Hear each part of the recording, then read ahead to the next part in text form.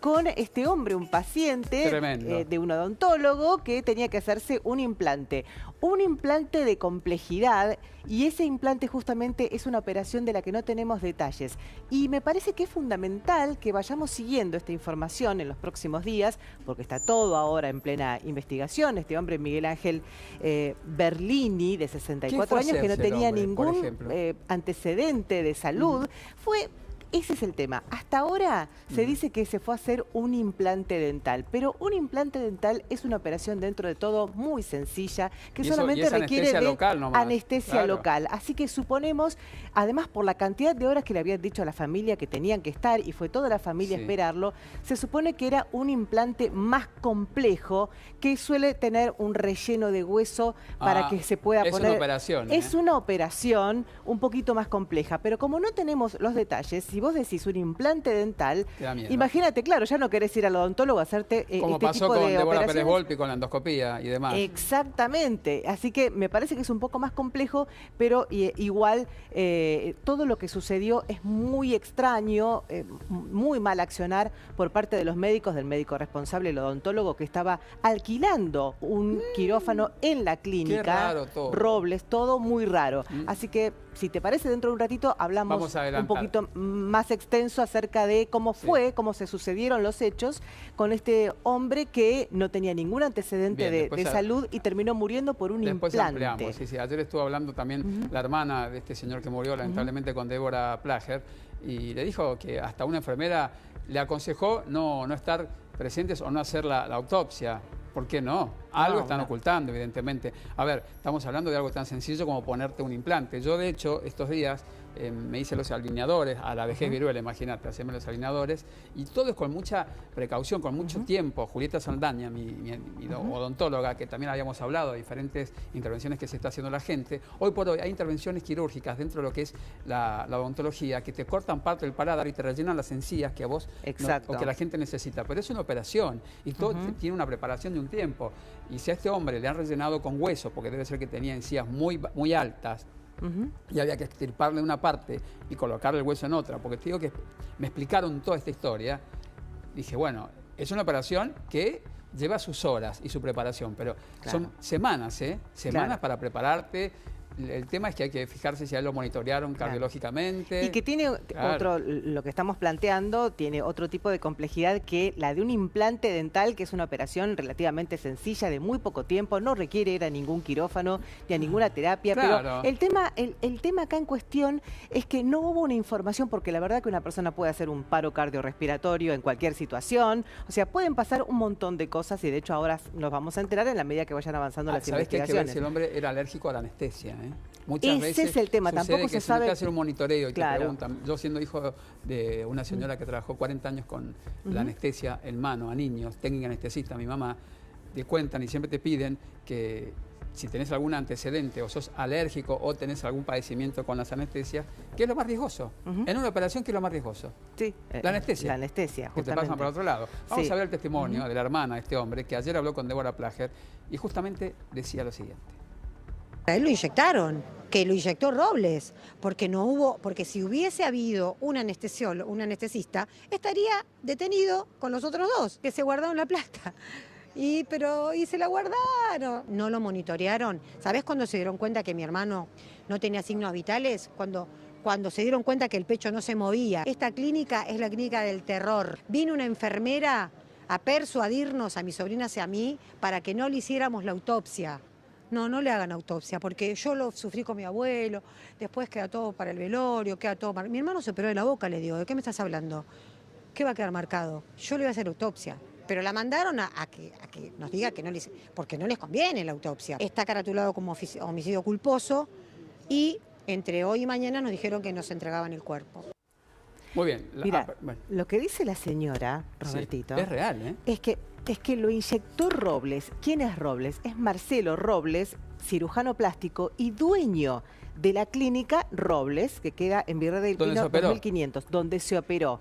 El doctor, el cirujano maxilofacial, que estaba a cargo de toda la operación. Ahí está. Al que hay había una ido, cirugía maxilofacial que son súper riesgosas. Claro, que además hay que tener en cuenta que cuando te hacen una cirugía, si te sacan parte del hueso, de tu estructura ósea, un pedazo de, perdón por la expresión, ¿no? Discúlpeme si lo hablo con mucha Sí, es un ignorancia. relleno, sí. Eso, te quitan un pedazo de un hueso de una parte para rellenarte otra. Eso es cuando tenés las encías muy subidas, muy arriba, y además para evitar justamente la caída de los implantes, porque tienen que, primero, ustedes saben, los implantes van primero con un perno, después corona, después perno, y ahí es cuando se va ajustando. Pero si no tenés a dónde incrustar esa corona, no hay manera. Si no tenés masa ósea, necesitas que te coloquen, en este caso, de tu propio cuerpo, algo óseo para rellenar ese espacio. A eso es lo que se sometió este hombre, entiendo. Claro, el doctor es José Miguel Galeano, el que estaba a cargo del tema, digamos, el que alquila el quirófano para hacerle esta operación,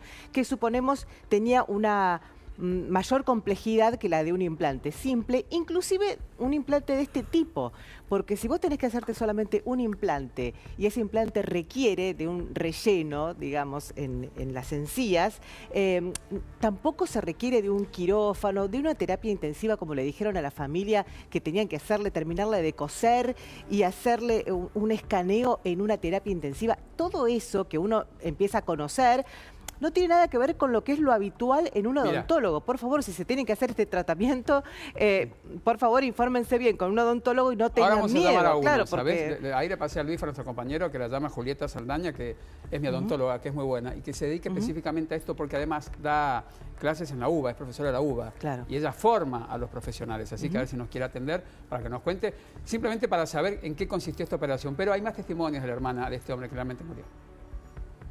Yo lo quiero acompañar hasta la puerta del quirófano, no me dejan entrar, por supuesto, no me dejan ver el quirófano. A las 12:30 del mediodía aparece el dueño de la clínica, Robles, y me dice, mira, a tu hermano lo están suturando, lo vamos a llevar a terapia intensiva. Empezaron a pasar las horas, yo, obviamente, intranquila.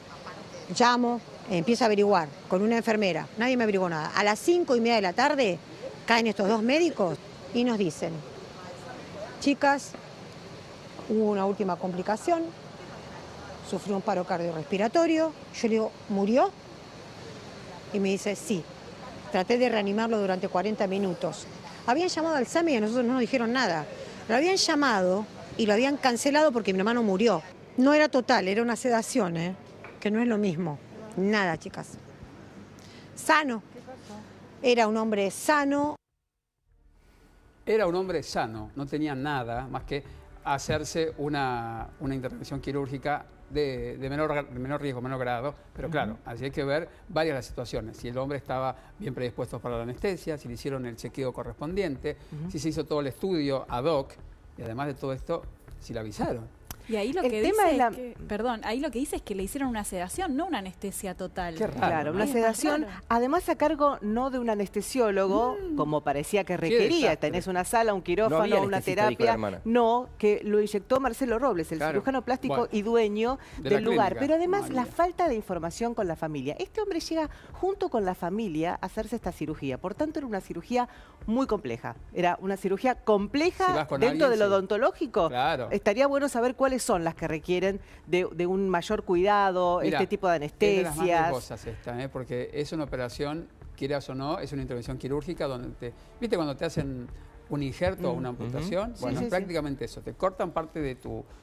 estructura ósea, con esa estructura ósea te llenan la cavidad para colocar luego el implante, pero eso es posterior. Primero es la operación, ¿viste? Es como que te falta una mitad de Sí, tienes que abrir la encía hasta el hueso. Es tremenda la operación. Llegó con la familia a las 8 de la mañana, tenía turno para empezar a hacerse la operación 8:30 de la mañana.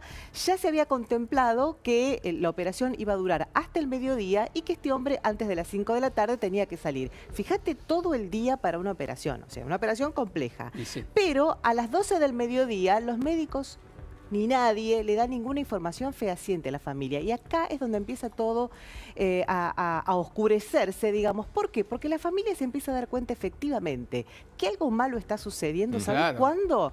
Cuando a la 1:30 de la tarde, no solamente con el paso del tiempo, que llega al mediodía y nadie le está diciendo nada, simplemente que lo iban a llevar a hacer el escaneo y a terminar de suturarlo en terapia intensiva. Rarísimo, porque son todos los tratamientos que no se hacen en terapia intensiva, sino que a la 1:30 de la tarde, uno de los familiares ve que llega un abogado presentándose diciendo que lo había llamado el doctor Robles. Entonces ahí empezaron a atar cabos y a decir, ¿cómo? Terapia intensiva, parece un abogado, ¿qué es lo que está pasando? Y no le dieron información hasta las 5 de la tarde. El SAME certificó la hora de la muerte a las 16:40. Y en ese momento no le habían dicho, hasta ese momento no le habían dado información a la familia que estaba en el lugar. Por eso todo lo que sucedió es muy extraño.